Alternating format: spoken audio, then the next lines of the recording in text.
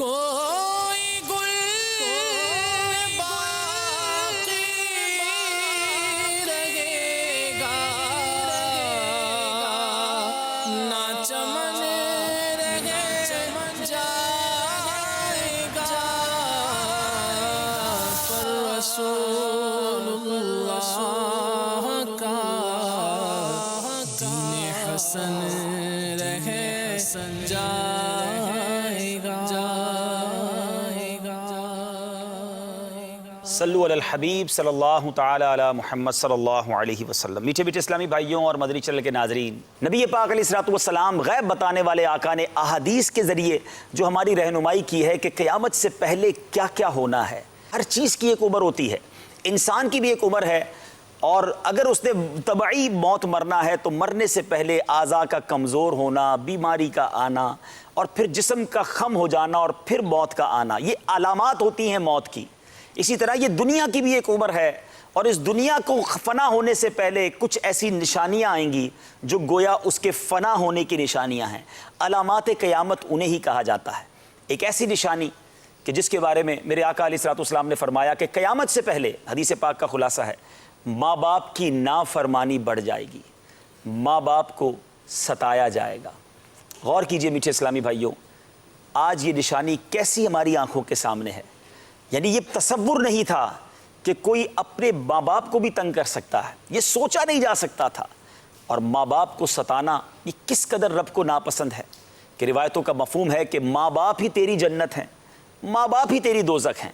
یعنی جو ماں باپ کی خدمت کر لے وہ جنت پا لیتا ہے، جو ماں باپ کو ستائے وہ دوزخ اپنے لیے بنا لیتا ہے۔ میٹھے میٹھے اسلامی بھائیوں، دنیا میں اور جو کوئی گناہ کرتا ہے نا، اس کی اگر رب ناراض رہے، معافی نہ ملے تو قیامت اور اس کے بعد اس کی سزاؤں کا سلسلہ رہتا ہے۔ لیکن ماں باپ کو ستانا یہ ایک ایسا عمل ہے کہ اس کی سزا بعد میں تو ملنی ہی ملنی ہے، دنیا میں بھی شخص دیکھ لیتا ہے۔ اگر آپ اپنے بچوں کا سکھ دیکھنا چاہتے ہیں تو اپنے ماں باپ کی اطاعت کیجیے۔ آج جو اپنے ماں باپ کا ادب کرتا ہے اس کی اولاد اس کا ادب کرتی ہے۔ خدمت کیجیے اپنے ماں باپ کی تاکہ یہ دکھ آپ کو نہ دیکھنا پڑے۔ ایک بڑا ہی جس کو کہیں کہ دل خراش واقعہ، بڑا ہی ڈرا دینے والا واقعہ کہ ایک بزرگ کے بارے میں آتا، آپ ایک قبرستان کے قریب سے گزرے، شام کا وقت تھا، آپ نے ایک قبر کو دیکھا کہ وہ شک ہوئی، اور ایک مردہ اس قبر سے باہر نکلا، اور گدھے کی آواز میں، جو گدھے کی آواز ہوتی ہے نا، ڈونکی جس طرح بولتا ہے، وہ اس طرح چیخنے لگا۔ تھوڑی دیر بعد واپس قبر میں گیا، قبر بند ہو گئی۔ آپ حیران ہوئے کہ یہ کیا معاملہ ہے۔ قریب دیکھا تو ایک بوڑھی عورت اس قبرستان کے کونے پہ بیٹھی تھی۔ لوگوں سے پوچھا کہ یہ کس کی قبر ہے، تو بتایا گیا کہ یہ بوڑھی عورت جو ہے یہ اسی کا بیٹا تھا، شراب پیتا تھا، رات دیر سے گھر آتا تھا۔ یہ بوڑھی ماں اسے کہتی بیٹا شراب نہ پیو، رات دیر سے گھر نہ آیا کرو۔ ماں کے سمجھانے پر وہ بیٹا کہتا تھا کیوں گدھے کی طرح چیختی ہو، مجھے نہ سمجھایا کرو، ماں سے بدتمیزی کرتا تھا۔ وہاں کے لوگوں نے بتایا کہ اس بیٹے کا شام کے وقت انتقال ہوا تھا، اب روزانہ جب شام ہوتی ہے اس کی قبر کھلتی ہے، اور یہ قبر سے جب باہر نکلتا ہے تو گدھے کی سی آوازیں نکالتا ہے۔ اے میرے میٹھے اسلامی بھائیوں، خدا را مجھے اس وقت دنیا میں جہاں جہاں سنا جا رہا ہے، اگر آپ کے ماں باپ حیات ہیں تو ان کی خوب خدمت کر لیجئے، ان کی دعائیں لے لیجئے، کبھی اپنے ماں باپ کو ستائیے گا نہیں۔ اگر بوڑھے ہو گئے ہیں تو یہ آپ کے لیے موقع ملا ہے خدمت کرنے کا، ان کی خدمت کیجئے۔ اللہ کو راضی کرنے کے لیے یوں سمجھیے رب نے ہمیں یہ نعمت عطا کی ہے۔ حدیث پاک کا خلاصہ ہے، میرے آقا علیہ السلام نے ایک بار ارشاد فرمایا کہ ماں باپ کو جو محبت کی نگاہ سے دیکھے اللہ اسے مقبول حج کا ثواب عطا فرماتا ہے۔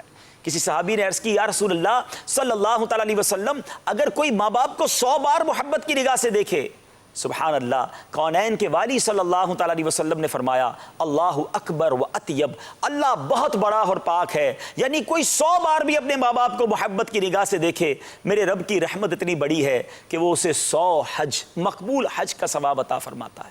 ارے یہ تو وہ ہستیاں ہیں جنہیں محبت سے دیکھ لو تو مقبول حج کا ثواب ملتا ہے، سبحان اللہ۔ اور اگر یہ دنیا سے چلے جائیں تو ان کی قبر کی حاضری مغفرت کا سبب بن جاتی ہے کہ روایتوں میں آتا ہے جو اپنے ماں باپ کی قبر پر جا کر ہر جمعے کو حاضری دے اور سورہ یاسین پڑھے، اللہ اس کے بھی گناہ معاف فرما دیتا ہے۔ تو یہ کیا عظیم ہستیاں ہیں کہ زندگی میں بھی ہیں، تو ہمارے لیے باعث برکت ہیں۔ اور ہم میں سے اگر کوئی ایسے ناظرین ہیں جن کے ماں باپ نہیں ہیں اس وقت دنیا میں، ان کے مزار پر، ان کی قبر پر جایا کریں، قرآن کی تلاوت کیا کریں، اور آج ان کے لیے اچھے اچھے نیک اعمال کریں، کیونکہ اب بچوں کی طرف سے اگر انہیں کوئی تحفہ درکار ہے تو وہ نیکیوں کا تحفہ درکار ہے۔ نمازیں پڑھ کے، دعائیں کر کے خوب اپنے ماں باپ کو ایصال ثواب کریں۔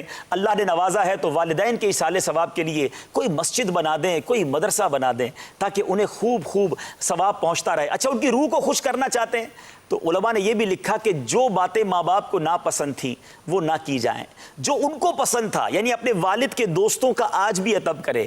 اپنی ماں اگر دنیا میں نہیں تو اس کی سہیلیاں یا ہماری جو ماں کی رشتہ دار ہیں ان کی خدمت کرے، ان کا ادب کرے پردے میں رہ کر، تو یہ ماں کی اور والد کی روح کی خوشی کا باعث بنے گا۔ آپ ذرا سوچیں ماں کا مرتبہ اور اس رشتے کی کیا خوبصورت قدر ہے کہ ایک بار ایک صحابی رسول نبی پاک صلی اللہ تعالیٰ علیہ وسلم کی بارگاہ میں آئے اور کچھ اس طرح عرض کیا، یا رسول اللہ صلی اللہ تعالیٰ وسلم، میرے بہت سارے گناہ ہیں، کیا میری توبہ ہوگی؟ میرے آقا علیہ السلام نے اس سوال کے جواب میں کیا جواب دیا، غور سے سنیے گا۔ میرے آقا فرماتے ہیں تیری ماں ہے؟ اس نے کہا یا رسول اللہ ماں تو نہیں ہے۔ فرمایا تیری خالہ ہے؟ عرض کیا جی یا رسول اللہ میری خالہ ہے۔ گناہ کی توبہ کرنے آیا ہے مگر نبی پاک اس سے پوچھ رہے تیری ماں ہے؟ اس نے کہا ماں نہیں، تو فرمایا خالہ ہے؟ کہا جی حضور خالہ ہے۔ تو ارشاد فرمایا جاؤ اپنی خالہ کی خدمت کرو، اللہ تیرے گناہ معاف کر دے گا۔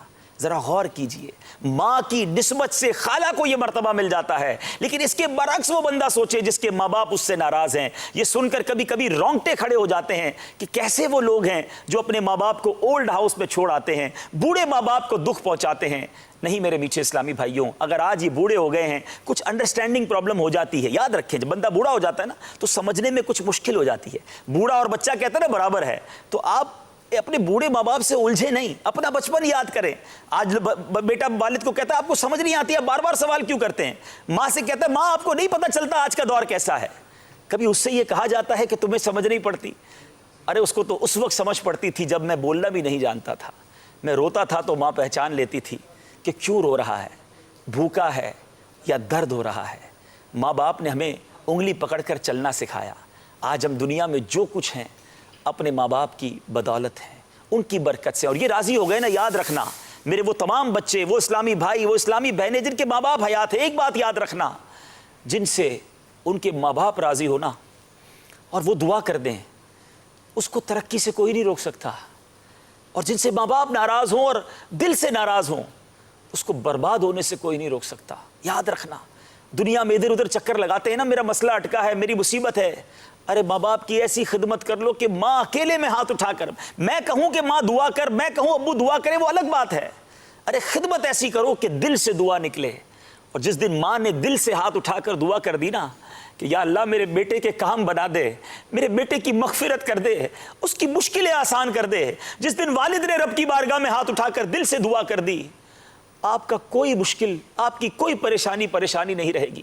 یہ اللہ نے بہت بڑی نعمت ہمیں گھروں میں دی ہے، اور یہ قیامت کی نشانیوں میں سے ایک نشانی ہے کہ لوگ اپنے ماں باپ کی نافرمانی کریں گے۔